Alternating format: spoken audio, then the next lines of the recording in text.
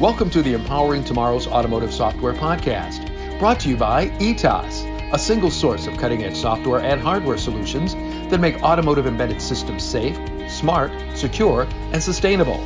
Each episode, we'll be joined by ETAS and industry experts to discuss how electrification, automation, and connectivity are impacting the automotive industry.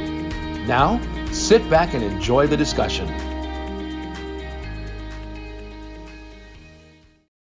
Welcome to the show.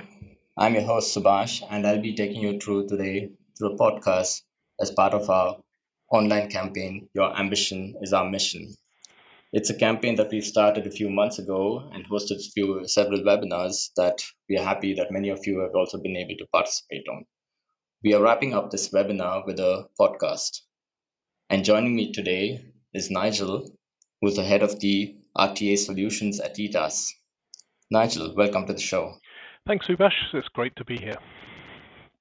So Nigel, maybe just before we get started, we're seeing a seismic shift in the automotive industry.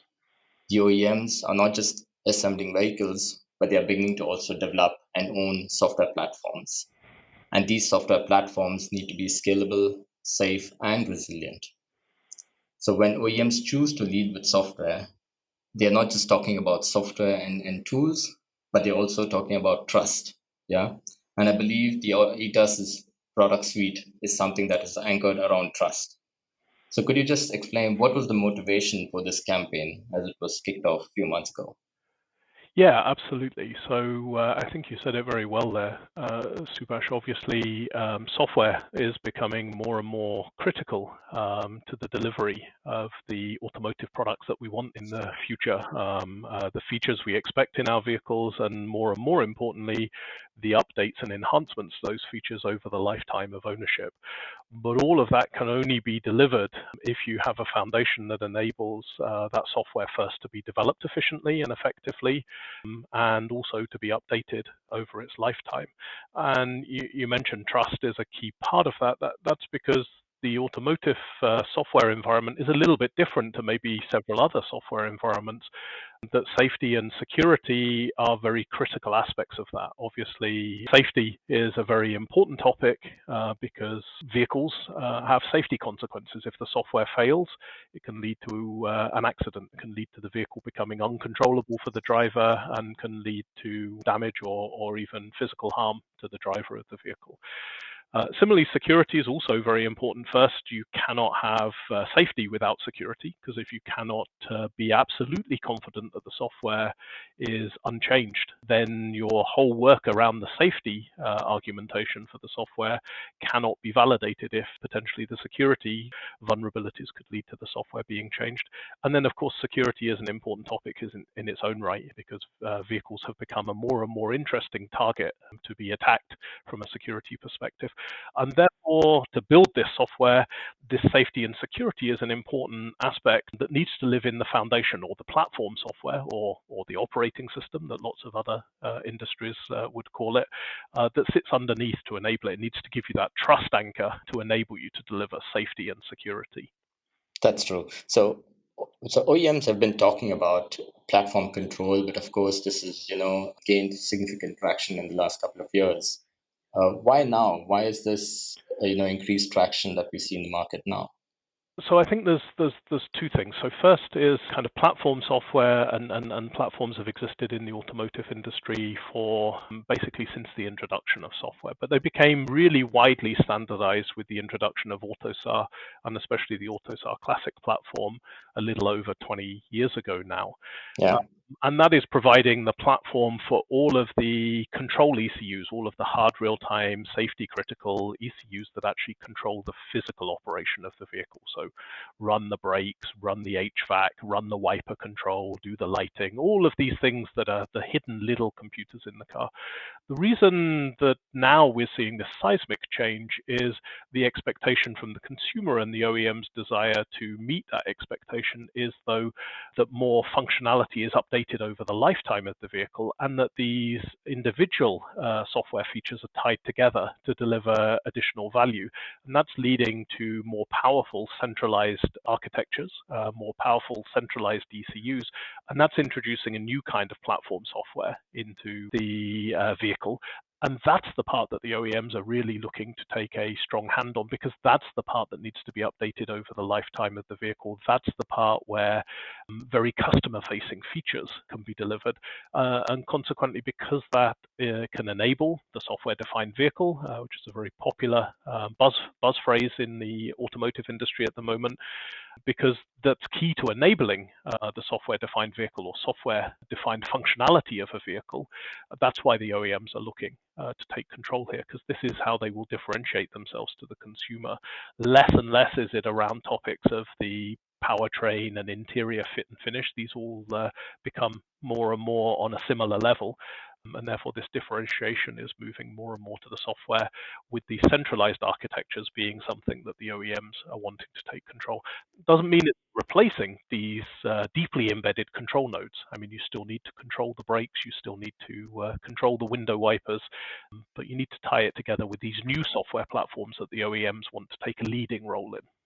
That's true. So what you're saying is that I think this is the software that's sort of under the hood, right? It's not the features, the typical ADAS features or so on that end consumers and end drivers would experience, but this is really software that's going under the hood, right?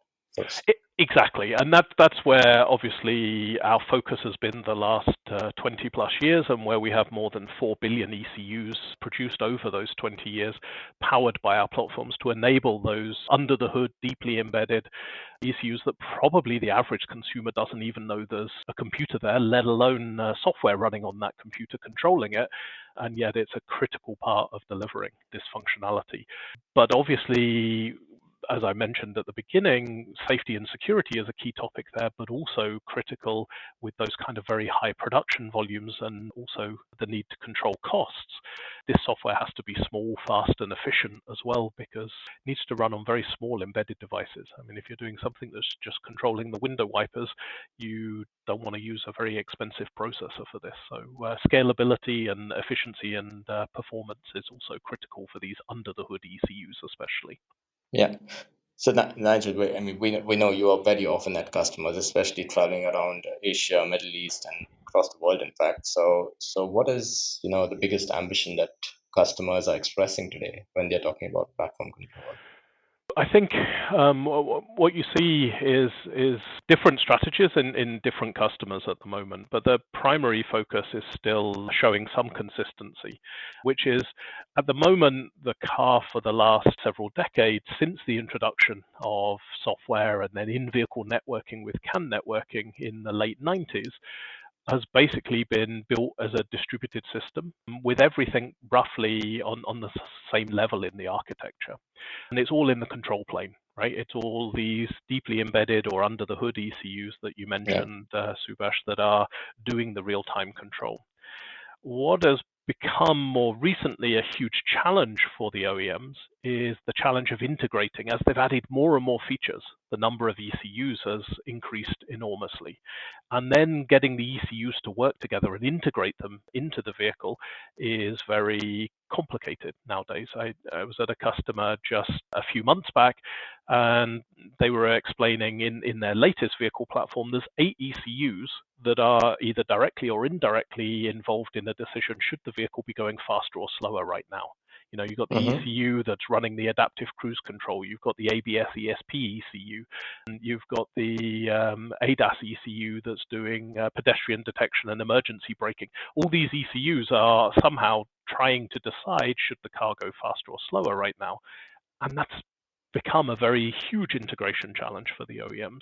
Therefore, despite these different strategies that I see at different customers, one big thread is this idea of trying to centralize some of the vehicle level functionality and add to what is already there in the control plane a kind of decision-making layer. And that's what's leading to these centralized architectures and the introduction of new platforms as well, is to centralize with a kind of decision and making layer that is then just using the control layer for actuation and sensing. So yeah, I think we see then that OEMs basically want to sort of control and own this platform stack, but of course they can there are various options whether to develop this themselves or preferably then partner. And how does ETAS sort of enable this ability or this ambition of OEMs to actually own this and take control of this platform eventually?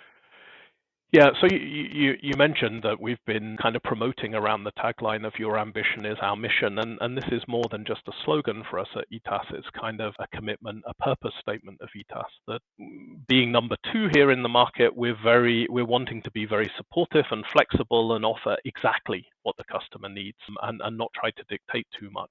So I mentioned that customers all have different approaches to solving this problem. So it can be that we can provide individual components into a platform that the OEM wants to control. So maybe some of the non-differentiating components or the components where the OEM doesn't see strategic value in building them themselves, we can provide these, and then that allows that to be done more efficiently, more cost effectively, because we can share that development cost then across several customers. So that's at one end of the spectrum where we're just providing puzzle pieces, if you like, into an OEM platform. At the other end of the spectrum, we have customers who take the whole platform from us, and we're their partner in the development. Then it ends up a very close, very iterative relationship, because we're continuously developing the new requirements and new features then together to keep that platform advancing to fulfill the functional ambitions of the OEM in that case, because we're responsible for delivering not just puzzle pieces, but a complete functional platform with all of the requirements that they need to meet their objectives. And it's maybe important to realize amongst all of this, the platform is just an enabler. The platform, no one goes into a car showroom and says, take this car, look at that beautiful can stack that's in there, look at the platform software, how great that is. The end customer cares about the features, and that's where the OEM wants to focus. And therefore, our focus is to be the enabler, the safe, trusted, secure foundation on which the things that the customers, the drivers of the car in the end, finally care about, and to share that development burden then across many customers. Because despite the size of the automotive industry, honestly, it's not scalable. If every OEM tries to build a complete platform from the scratch on which to build their own software functions, it simply doesn't scale. It's not cost effective, and it will not lead to economic solutions in the long run. Yeah. So staying with customers, I mean, we know that ETAS is, of course, one important customer segment are the OEMs, but we also have a big segment, which is the tiers, right? So how would you say, are there engineering trade-offs to be made when servicing these two segments of customers? And how does the ETAS's product suite address this? So I think you see here a bit of a difference in approach in a general term. So let me give the generic picture first. So what we see is mainly for the embedded control ECUs, more often than not, the generic case is that the tiers are in control. So building a lighting control system along with the lighting system itself, building a braking system along with the braking hardware itself. These are typically driven by the tier ones in the industry, who then deliver these systems to the OEMs. The OEMs generically are very focused on the centralized architectures, the decision making, the central ECUs, where these features of the embedded ECUs can be tied together and brought to a higher level in a way that delivers features for the driver of the vehicle that can be differentiating and make then the OEM's products more attractive. So that's the general case, and you see that between, for example, in the deeply embedded domain, you've got standards like AUTOSAR Classic, which is widely used. The vast majority of the industry is using AUTOSAR Classic in this environment, and in the AUTOSAR Classic space, around about 2/3 of our business is directly with tier ones there. So you see the tier ones really taking a lot of control. But it's 2/3, it's not all. There's still business there with OEMs, but that's very often in the case where the OEMs acting maybe like a tier one for themselves. So the role in which they're working with those deeply embedded systems is probably much more similar to a tier one role. It just happens to be an organizationally internal tier one. On the other side, you've got things like AUTOSAR Adaptive and newer initiatives focused on open source and code first, initiatives like SCore within the Eclipse SDV project umbrella. These are very much focused on the centralized architectures for the central ECUs, and the vast majority of that business probably today 80%, even more than the two-thirds we see in the Classic. That's with OEMs and not with the tier ones. So the OEMs are driving and deciding in those kind of areas. So the tier ones are critically important. They're driving to the vast extent these deeply embedded ECUs, and the OEMs are primarily focused on these central ECUs with the newer platform software running on big ECUs that's typically on larger microprocessors with a lot more memory, a lot more compute power than the much smaller embedded ECUs for which there might be 20, 40, 80 in the car controlling the various hydromechanical electrical systems. But maybe when you say that, so if the OEMs are taking greater control of the HPCs or the high performance computers, as you mentioned, what role do you see for companies like ETAS, in this space? So I think there, as I mentioned, we have customers across the spectrum there. We see a much wider spectrum there. So in the AUTOSAR Classic space with our RTA car product, as I said, it's already in 4 billion ECUs over the last 20 years. And this is primarily sold as a platform solution. It's a highly scalable, highly configurable solution from the very smallest ECUs to the very largest of these controlled ECUs. And almost all customers take that as a complete solution, as a complete platform solution. We have one or two that just take the operating system or just take the security components or just take the AUTOSAR runtime environment, but the vast majority are taking the whole solution.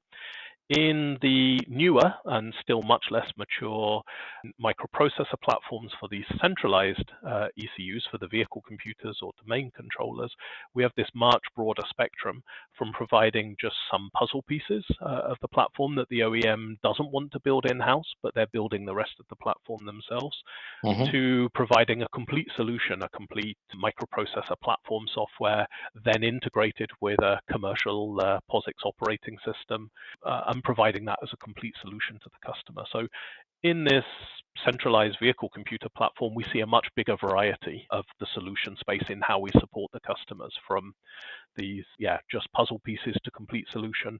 In the deeply embedded AUTOSAR Classic space, it's almost always a complete solution.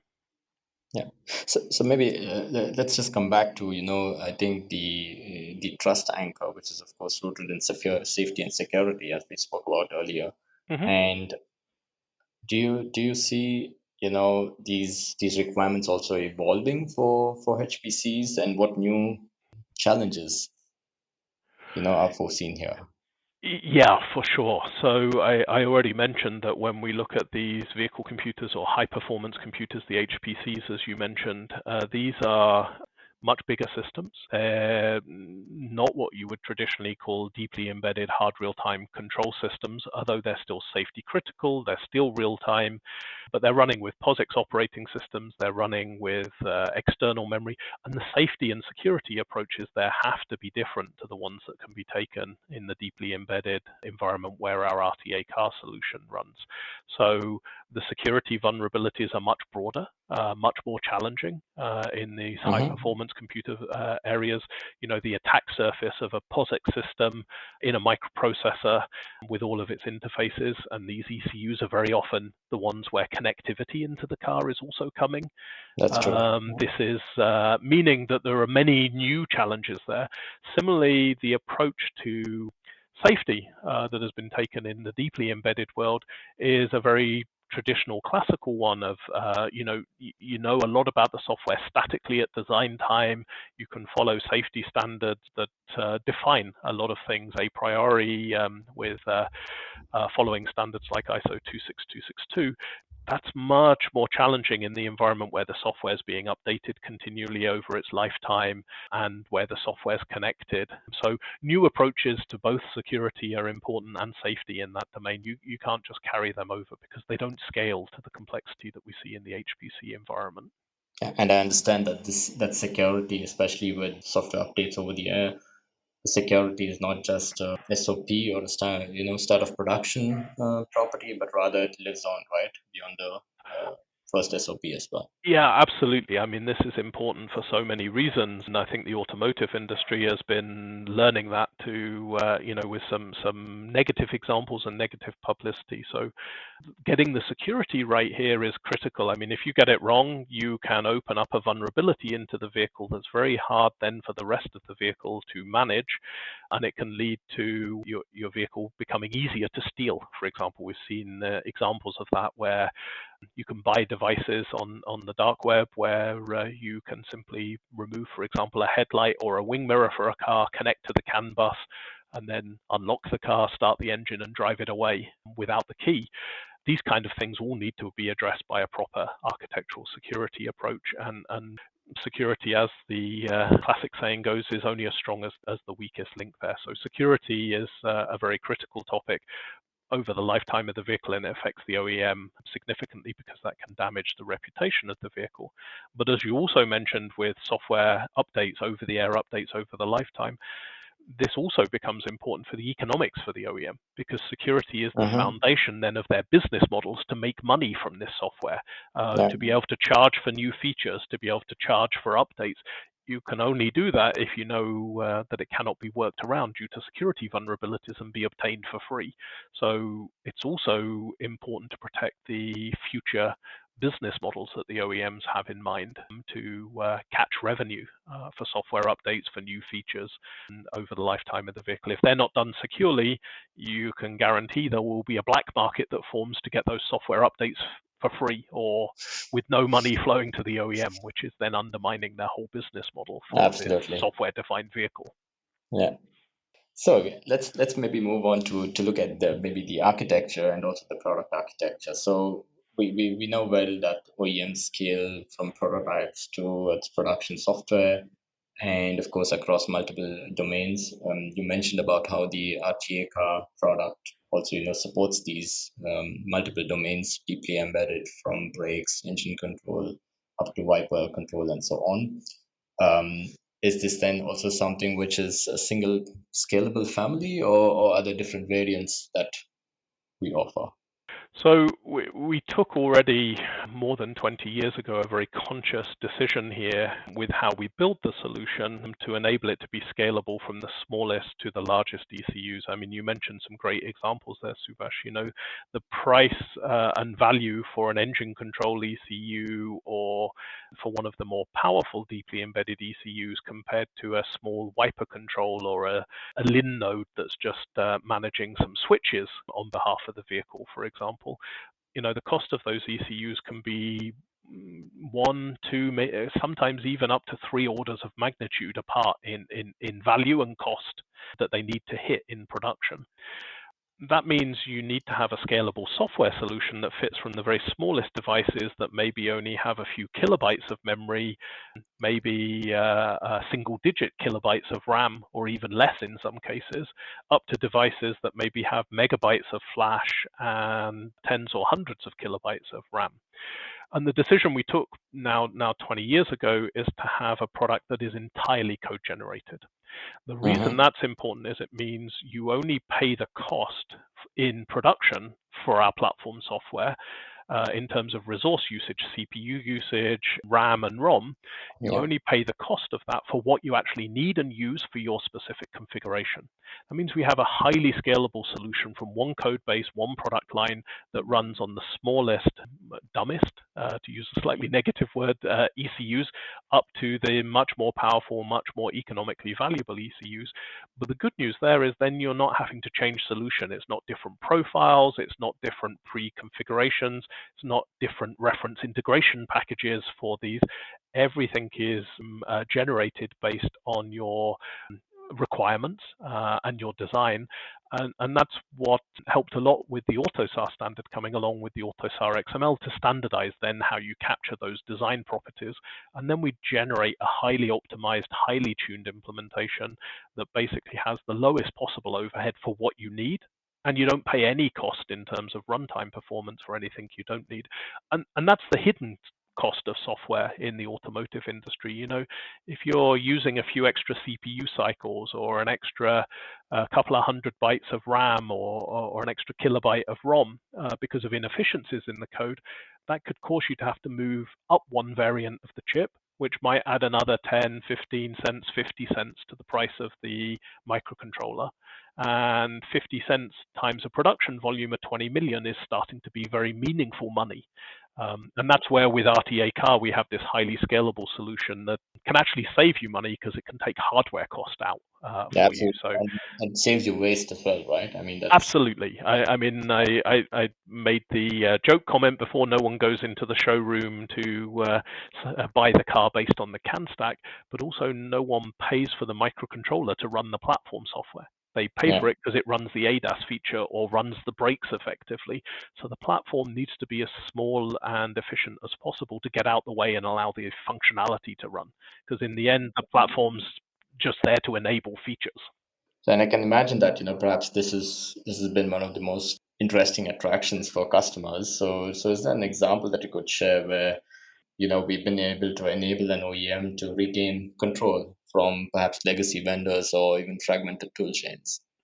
Yeah, I mean, maybe, of course, everyone knows that ETAS is part of the Bosch group, and you can imagine Bosch is doing thousands of projects a year as the biggest tier one in the world across all of the OEMs, and they're from the very smallest to the very largest systems, and doing that from the same platform software enables them to have a consistent solution and a consistent set of tool chains and integration of our platform into their wider development environment, into their build pipelines. It enables them then to run, for example, in the Bosch braking area or the Bosch powertrain area, to run thousands of projects, many hundreds every year, off the same platform, just through configuration and change. We also have examples with OEMs who have completely standardized on our solution, and then they're using it on some of the very biggest ECUs, some of the very modern multi-core microcontrollers running RTA Car, some of the big powerful NXP devices with 10, 18 cores, down to running on devices that have maybe 2 kilobytes of RAM and 16 kilobytes of flash. So that's the kind of scalable solution that we've got, from devices with maybe 16 megabytes or more of flash down to devices with 2 kilobytes of flash. Okay, that's really interesting. Yeah. So Nigel, I think as you probably have also followed it up. Your ambition is our mission. This has resonated significantly online. Both the technical and the non-technical webinars have resonated significantly across the industry. But what does it mean actually internally at ETAS? Yeah, for us, and it's a promise and a commitment from us that our job is not done until our customer's project is in production. And with this, what we promise to do is to be a partner in making sure that not only our product to provide this platform software gives that safe, trusted, secure foundation on which our customers' functionality can be dependably built, but that the customer can trust that we'll be there from the beginning to the end of the project to get it into production. So adding features when they're required to the platform software, addressing any issues that might come up during the development project. And there's a couple of areas also where we pride ourselves on being different. I mean, first, we distribute our competency and know-how, our experts, really around the world. So we have a very significant portion of our team sitting in our regional organizations at ETAS. What would traditionally at other companies be mainly only business development and sales organizations, at ETAS we have very large RTA solutions, we call them hubs, that are full of technical experts that can be there close with the customer, on site when necessary, answering in the right language, in the right time zone. And they're also empowered, right? That's important. Yeah, absolutely. Empowered. And they have direct access to go back to the global product team to get additional support when they need it. But it means we put our support as close as possible to the customer. And that differentiates, because what we're seeing is project life cycles are getting shorter and shorter. Projects are having to be delivered in less and less time. I mean, especially in China, the speed at which projects have to run to hit their tight life cycles, this wouldn't work if you had to ask every question from China back to Germany, for example, to get an answer. You would lose a day every time there was an interaction. and these things need to be fixed in minutes or hours, not days or weeks. So this distribution of our technical expertise is one key thing. The second thing is our promise is also to be flexible and find a way that works for the customer, and that applies to everything: the support model, our offering, whether we offer puzzle pieces or complete solution, all the way through to the financial business model. We're willing to discuss and find a way that's a win-win, to be flexible on how to charge for access to our platform project and to make it fit with what works. So whether you want a solution that's a buyout or a royalty or something that scales to a complete company license, everything is flexible here. And that's what we really mean by your ambition is our mission. We want to be partners to help you get your product on the road and into production and into your customers' hands, because until the car is actually being driven by an end customer, the job's not done. And that's what we make our mission, to help our customers get their product into their customers' hands and not to stop supporting until we get there. That's great, Nigel. So maybe on some closing thoughts. So what advice would you have perhaps for OEMs or customers who are just beginning their platform ownership journey? So I think it's maybe two different advices for these two different kind of fields of platform software that we've been discussing. So in the AutoSAR Classic area, where we have our product RTA Car, I think there that the main advice I would give is give us a chance. We know we're number 2 in the market, and because of that, we'll fight harder, we'll work harder. And at the moment, times are tough in the automotive industry, right? The economic situation for all of the OEMs is a huge challenge that filters down the whole food chain. There needs to be vibrant competition here. There needs to be vibrant cost efficiency, and we're here to provide that and to support that. So consider us, introduce competition into your sourcing of the basic software platforms, and we commit that we will live up to this tagline of your ambition will become our mission, and we'll deliver it. On the centralized compute, the high performance computers or the vehicle computers, it's a little bit different here. This is very new. These are all still projects that are heading towards first SOPs and first integrations. It's a much less mature area. One of the things here that I would offer as advice is I think this is an area that needs some deep thinking as to what's strategically important that you do yourself and what can be done through partnerships or sourcing, because a lot of this is not truly differentiating. On the surface, it can seem very attractive to take control, and to take control, you should do it all yourself. But you can take control without necessarily building everything in-house. As I said, I see really a risk at the moment, and we've seen many big OEM initiatives very publicly struggle, have difficulties, or even fail in developing new platforms. And I think that's because doing it alone, it doesn't scale. No OEM is big enough to really do this on their own, and therefore I think the advice I would give is this is worth really careful strategic consideration. What's differentiating? What truly do you need to control by doing, and what can you control by sourcing or partnering or working in standardization ecosystems like SDV Eclipse and SCore or AutoSAR Adaptive, so that we can come together and find an efficient solution like we did with AutoSAR Classic. I mean, AutoSAR Classic may attract some criticism. I know it's quite popular on social media to complain about AutoSAR Classic, but it's powered tens of billions of ECUs over the last 20 years. I think ultimately it's a pretty big success story compared to what existed before and would have never scaled, which is OEM specific solutions that are developed exclusively by each OEM. So I don't think we would have reached the software level that we have. So I think that's an important aspect for these central architectures, is to look at what you need to build and what you can work with others on, either through standardization or sourcing. Yeah, that's a great summary, Nigel. So there you have it, dear listeners. So we've talked about how ETAS' AutoSAR solutions empowers platform and also taking over control of software platforms at customers. We've talked about, I think, safety and security as a very important trust anchor, but also the foundation for these platforms. And moving forward, two, I think, main messages that I took away from what you summarized, Nigel. One is give us a chance. I think we fight hard, and I think we've proven this several times.